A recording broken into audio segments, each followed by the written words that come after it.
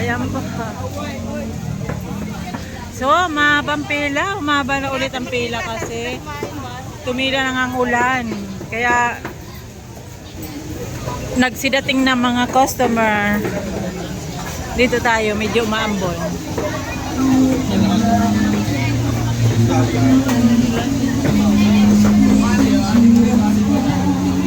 Ang puso ng puso nagmamakaan.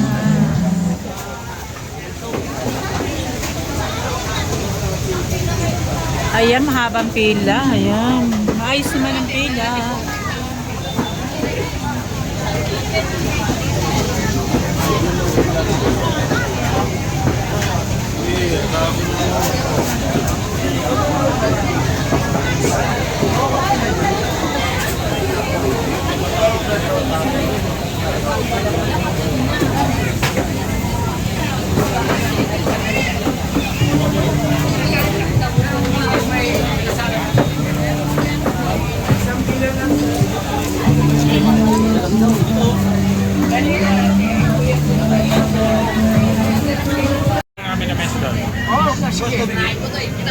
Wow, pipila pa. Kaya lang mga medyo ano pa kayo ng oras.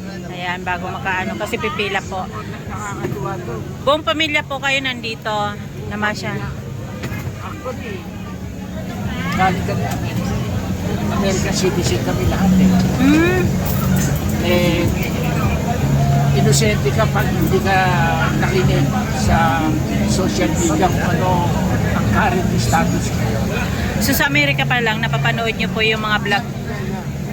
Kasi tayo nabubuhay lamang sa social vlog ngayon. Ang lahat ng mga nangyayari na hindi mo nakikita, punta ka na sa social media. Yes po. Walang tinatago. So from Amerika, tapos from Batangas, bumiyahe kayo papunta dito kay Diwata. Katuwaan lang. Sabi ko nga sa'yo, malaki pag-gastos natin ko sa linya. Magkano ba yan? 100 tama. Pinag-uusapan namin. Wala ko siya dito. Isang kilo yento, 300 eh. Diba? Opo. Nakita mo yung mga tao, aksayado. Oh. Kaya naman talaga dapat mga tabanan ito, alagaan na naman. Ano masasabi niyo po kay Diwata? Ako, para sa akin, personal opinion ko, binigay ni Lord to. Lahat na nangyayari sa atin galit ni Lord. Kasi hindi pa, pag alam ni Lord na ito ay nagpupulsige, hindi ka pababayaan ng Panginoon. Tayo gumagalaw sa pamamagitan ng provision ng Lord. Ako'y naniniwala. Yun nangyari sa kanya. Tumira ka sa tulay. Nakakaiyak. Kaya yung sasabihin ng tao, bakit pasensyo na binigyan mo? Inspiration siya yan eh. Para yung mga tao sa ibaba, may nakikita pag-asa. Kaya sabi ko yung mga ibang vlogger maniniga, wala kang paroroon ng doon. Ang diretso mo ro, kung bababa ka lalo, hindi ka hagaan. Dapat talaga. Galitan mo saan kang Hindi ko ba ginawa nito yung bata ko? Binigay ilog to. Sabanta mo daming tao. Dami tayo ha? Punta tayo dito. Hey, sunod ako. Tsaka alam mo, Ano sa'yo? Overload? Ano? napakaraming kinuha. Tapos ka naman ang Vlogger. Balik ka na. Wala lang At dapat kilalanin ni Diwata mga vlogger. Kung hindi siya vlogger, dahil walang hindi siya makikilala. Sabi siya kung ginagawa ng vlogger. At ang lahat ng tao din pagkasang trabaho, mahusay ka lang mag-communicate. Isang smartphone lang. Hindi mo makikita swerte mo. Diba? Yes, sir. Ako, sabi ko nasa Manila yan. Mabuti pa sa bahay na ako, susuburin ko lang. Pero masarap pakita ito. Nag-example lang ako.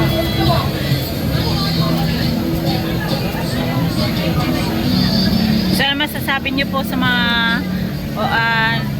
OFW na Of course, OFW, ginagawa nila ang lahat na dapat makaahon sa pamilya.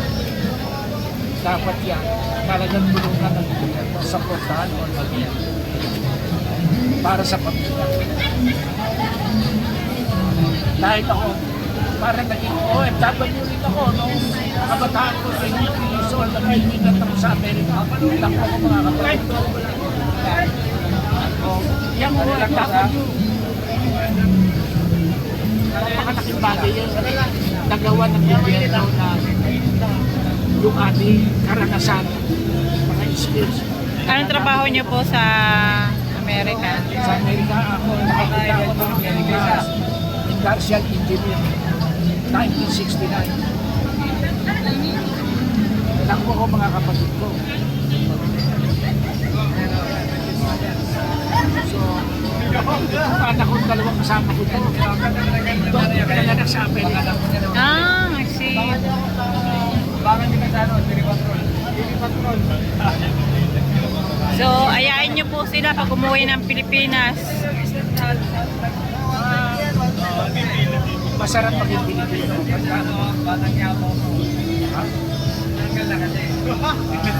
Kahit pa paano, maraming aalala sa inyo dito. Sa Amerika, abroad, magaling yan habang bata ka. Yung buhay mayaman, pag ikaw naging immigrant sa mga Amerika, Canada, Australia, New Zealand, yung buhay mayaman, mararanasan umagat.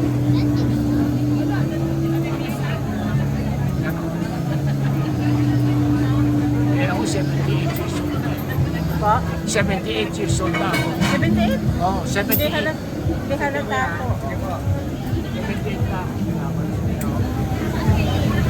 Sige po, thank you. Aya na lang ang mga kagaya nyo po na mga Pilipinong nasa ibang Basta bansa. ako, saludo ko sa mga vlog. Napakaraming tinulungan para umangat ang ibang negosyo. At pag kayo sinuwerte, lagi lamang huwag kakalimutan ng Panginoon, hindi kayo pababayaan. Ako naniniwala dyan. Salamat, sir. Sir, pa